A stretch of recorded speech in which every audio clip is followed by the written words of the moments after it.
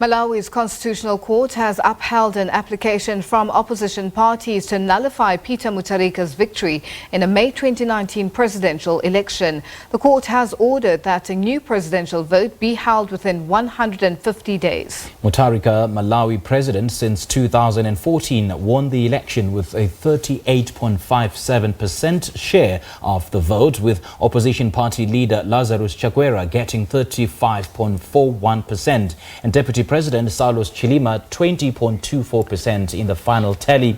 The Electoral Commission declared Mutharika the winner despite complaints of irregularities.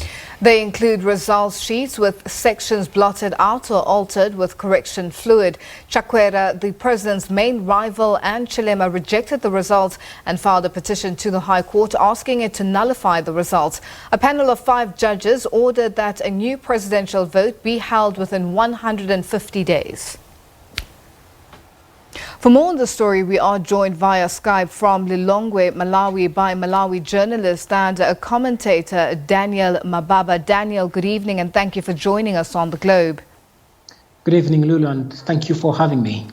Daniel, unprecedented, unexpected. I know we've had discussions about this before last year, and we're looking forward to the results of what the Constitutional Court would decide. What's the reaction on the ground in Malawi? Again, the reactions very mixed, as everyone would expect. The Malawi Congress Party and UTM, who were the petitioners in this case, obviously going into celebrations.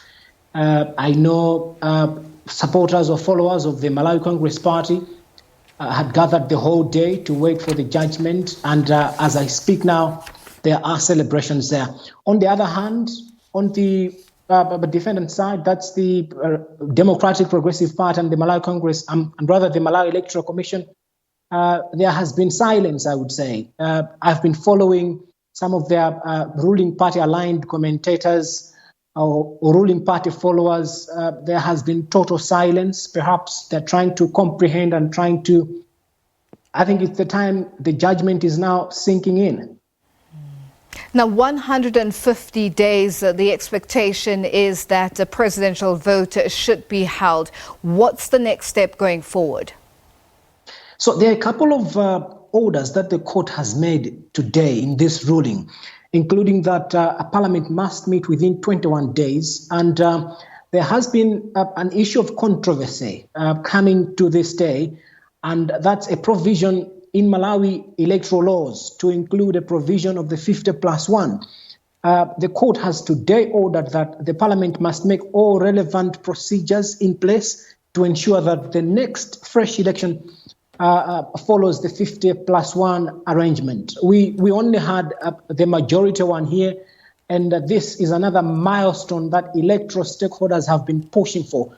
There were efforts to have the 50+1 used in the 2019 election. That was frustrated by Parliament. But now that the court has ordered it, electoral stakeholders are excited about it. It's another milestone. There is also anticipation on the ground as to what will happen in the next 5 months, for example, because there has been an order now that the former vice president, who has now been reinstated by this order, that's Dr. Chilima, is an opposition guy now, and he will have to pair with President Peter Mutharika, because what the ruling does is to reinstate their positions as they were before the May 2019 elections. So there are anticipation of tension between them, but we shall see what these 5 months shall bring. Now, in terms of the Electoral Commission, do you think that they have the finances available to run the election? Because I remember before they were complaining about not having enough finances for the vote to take place. What's going to happen going forward? And they haven't reacted, as you mentioned, as we started our discussion so far. Correct, Lou. That's another $1 million question. But let me begin by what you were just saying. Moments ago, before I came here, I was on a phone conversation with the Malawi Electoral Commission embattled chairperson, Justice Dr. Jenna Ansa. She told me she will not be making any immediate comment now, but that the Electoral Commission has representatives or a legal representative, and they should be reacting, she said, within the next few days on their next course of action. That's either to appeal against the decision today or to accept it and then plan ahead. Coming to your question now, the million-dollar question is, where will Malawi get the funding? The last election consumed a little over 50 billion Malawi kwacha. And there are questions as I speak now that, do we have that money, or are we going to raise that money? Is the government going to raise that money within the next 5 months? We shall wait and see. But I know the government or the Electoral Commission shall be looking for external support. In the previous elections, we saw agencies like the United Nations, the African Union coming in to support. We will be seeking their reaction on that, whether they shall be forthcoming with financial support in the fresh elections. Now, Daniel, let's speak about the role of observer missions who were based in Malawi during the election period. And, the observation of somewhat free and fair election with hiccups here and there. And that was one of the statements that was issued back then. What does this ruling now say about their role in Malawi and, the Malawi elections? Trust me, Lulu, they have come under very heavy criticism, because you see what happened was they have vehemently been accused of rushing to issue statements that the election was free and fair. And they left way before the ruling was made. They left way before the tallying and the election transmission or the vote transmission was done. And there has been anger on the streets directed towards election observer missions. These include the European Union, the African Union, SADC, for example. So, but everyone would understand that anger on the street, that they rushed to release their preliminary statements.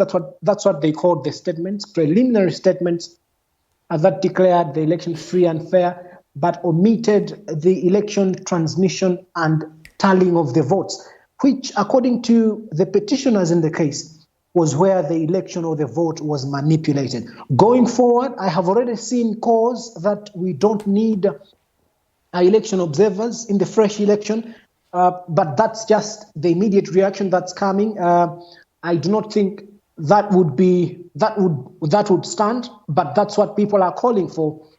We shall wait and see whether we shall have election observers, but most likely they must be around. But maybe this poses a question to them on what role they play, at what level do they come in to share their reactions as to how the election has gone. And then, Daniel, the issue of security in the country, in terms of now this result has been issued, the court has stated, that re-election should take place in 150 days, 5 months or so. In terms of security, do you see the potential, is there a potential of violence erupting on the ground, or is it going to be smooth sailing going forward? I took a drive around town an hour ago. It's quiet. We are getting the feeling on the ground here that the security agencies, particularly the army, are in total control. I met 2 checkpoints, all of them heavily manned by the Malawi Defense Force soldiers, with a handful of police officers. But we are getting the sense on the street that the security agencies are in full control. I do not anticipate any cases of violence to that effect. Now, Daniel, just to go back very quickly to the issue of the fact that this is unprecedented. What do you think President Peter Mutharika will do in reaction to this? Is he going to abide by the law, or is he planning something that might shock the rest of the continent and the world? Well, we can only speculate, Lulu.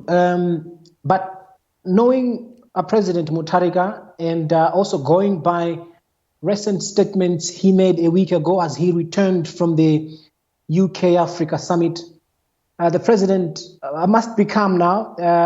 He will have to make a statement. We anticipate any statement of appeal, be it to his Democratic Progressive Party or to the whole nation at large.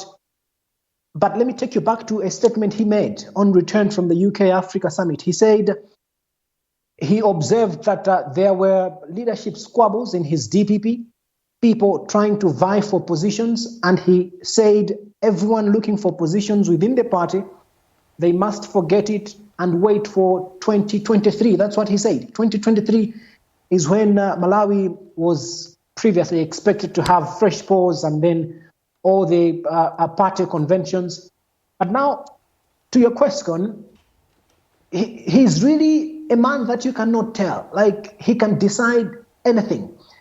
But the feeling on the street is that you'd expect President Mutharika to react in any way, whether it's either conceding that he will abide by the judgment today, that he's not taking any steps to appeal, or if he decides otherwise, to take the matter to the Supreme Court of Appeal. Daniel, thank you for that update. It is a developing story that we'll all be watching very closely. That is Malawi journalist and commentator Daniel Mababa joining us there.